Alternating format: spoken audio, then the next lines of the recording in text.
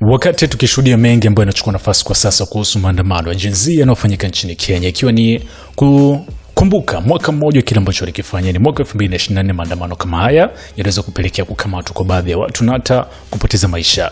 Taarifa zilizotoka ni kuwa mamlaka mawasiliano Kenya imepiga marufuku matangazo moja kwa moja maandamano hayo, yani June 25.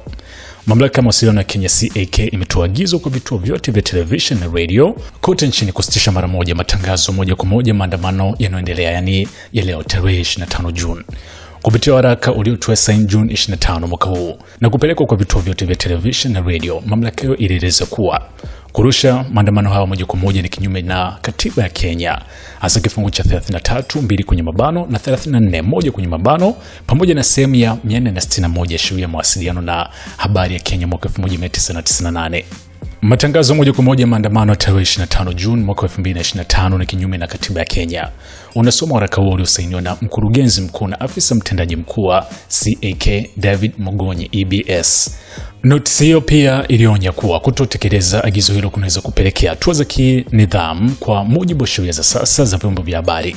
Ingawa kueleza adhabu mahususi zitakazochukuliwa, mamlaka ilisisitiza kuwa inatarajia utekelezaji kamili wa agizo hilo.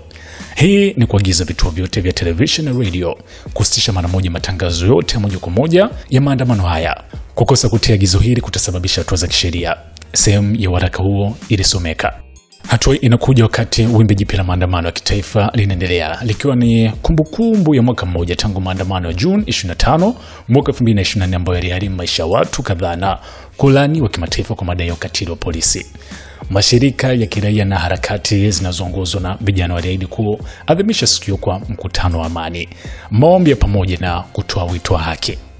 Mapema alfajiri, barabara zinazoelekea katikati ya jiji la Nairobi CBD zilifungwa kwa vizuizi, huku barabara kuu kama Jogoo Road ikikatizwa katika uwanja wa City Stadium na kulazimisha abiria kutembea kwa miguu.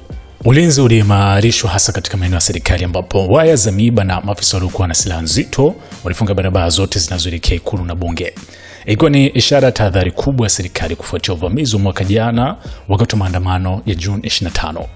Waziri wa usalama wa ndani Kipchumba Murkomen aliwasili katika jengo la Harambee House kabla ya fajiri kusimamia operation ya usalama. Alijiunga na maafisa wakuu wengine akiwemo Inspector General wa polisi Douglas Kanja ambaye alikuwa amelihutubia taifa siku moja kabla. Katika mkutano wake mfupi na waandishi wa habari Jumanne, Kanja aliwaonya waandamanaji kuepuka maeneo yaliyopigwa marufuku, akisisitiza kuwa maafisa wa usalama watachukua hatua kwa mujibu wa sheria kulinda maisha na mali. Akiwa ameandamana na mkurugenzi wa DCI Amin Mohamed, kamanda wa GSU Ranson Romodon na kamanda wa polisi wa Nairobi George Seda, Kanja alikataa kujibu maswali kutoka kwa waandishi wa habari. Kanja na Seda walisisitiza umuhimu wa maandamano ya amani. Tutatoa ulinzi wa kutosha kwa waandamanaji na wale wasiokuwa sehemu ya maandamano, alisema Seda mapema wiki hiyo. Tuhakikisha maandamano yanabaki kuwa ya amani na hayakiuki haki ya wengine. Hii ni siku ya kazi, biashara, maduka na hoteli zitakuwa wazi.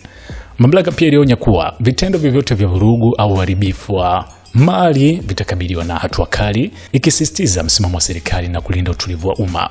Maandamano ya mwaka huu yanayoitwa na wanaharakati Youth Transparency Day yanahusu wajibikaji wa kifedha pamoja na malalamiko ya muda mrefu kuhusu tabia ya polisi, mateso kinyume cha sheria na dhuluma za serikali. Mashirika ya kiraia yanatumia kumbukizi kutoa wito upya wa haki, fidia kwa waathirika na mageuzi makubwa katika sekta ya usalama. Hizi ni video ambazo zinaonyesha namna ambavyo polisi wamekuwa wakipambana na waandamanaji hao kwa kutumia mabomu ya machozi, maji washawasha, lakini pia wakitumia farasi na magari. Hii hapa ni SNS Management.